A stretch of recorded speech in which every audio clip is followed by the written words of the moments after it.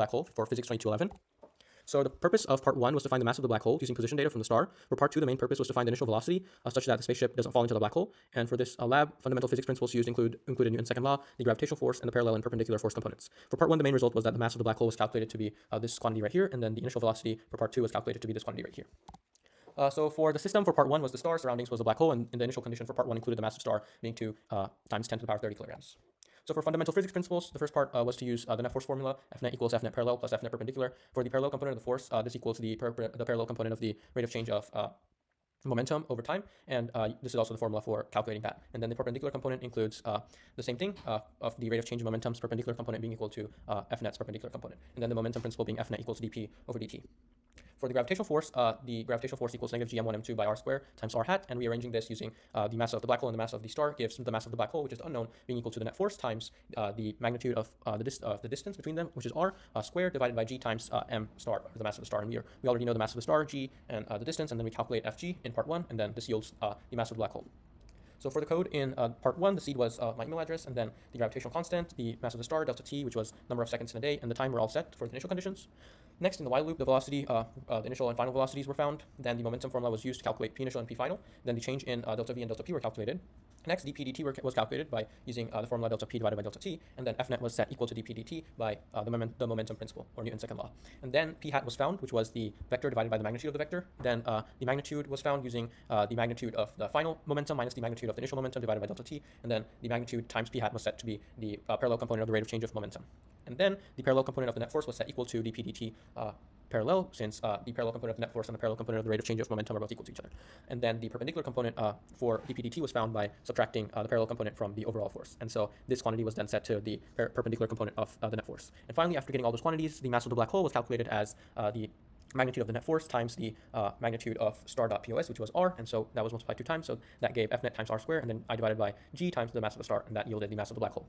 So for the computational model results, you can see the output here for the code, and you can see the f net overall, the f net parallel, f net perpendicular, and then the mass of the black hole being 1.53 times 10 to the power 34 kilograms. For initial conditions for part 2, the system was the spaceship, and the surroundings corresponding to that were the black hole and the planet. And then when the planet was considered as the system, the spaceship and the black hole were considered as the surroundings. The mass of the black hole was set from the previous part 1, as an initial condition, as well as the mass of the planet, mass of the ship in these quantities here, and then the initial speeds in the x and y direction were also set after trial and error as an initial velocity. So for some fundamental physics principles, the velocity update formula was used that's derived from Newton's second law, as well as the position update formula, and then the gravitational force and momentum principle as well from part 1's fundamental physics principles, and then the unit vector formula here, where the r hat equals the vector times the magnitude of that vector. For the computational model code, again, the black hole's mass is set there, as well as the planet, ship, gravitational delta t and t, as well as t max, which is essentially the maximum time to run the simulation, which in my case was 2 hours. And then x and y components of the ship's speed were also set, and this was found using trial and error and seeing if the output matched what was expected.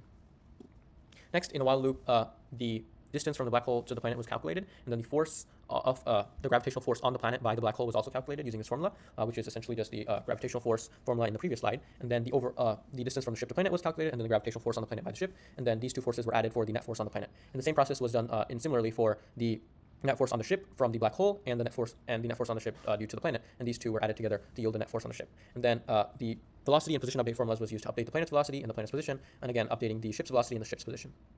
So the results included that the initial velocity of the spaceship was negative 1.67 for the x component, 2.36 for the y component meters per second, and you can see the graphic here of the ship going around and then escaping. And you can also see that the distance was 7.6 times 10 to the 10 meters. So what does it mean? So the net force is the same as the rate of change of momentum from the momentum principle, as you can see here, F net equals dp divided by dt. In terms of things I can observe and measure, the momentum change was measurable. So in part 1, we didn't know the mass of the black hole, so we couldn't find the net force, but we could find the rate of change of momentum using the initial and given conditions, and then we could use those values to have a known value for dp divided by dt and set that equal to F net, and F net being the gravitational force, and then solving for the mass of the black hole. And then the parallel and perpendicular components of F net also equal the perpendicular and parallel components of dp over dt. It just differs in what values we were given and what we need to calculate. So what if? So if the spaceship doesn't crash and instead does a circular orbit, after trial and error, I found that the velocity of negative 9.5 e5 and 1 e7 for the x and y component meters per second by the spaceship yielded a circular orbit around the black hole. And you can see that output here, as well as the ship's speed, x and y in the code.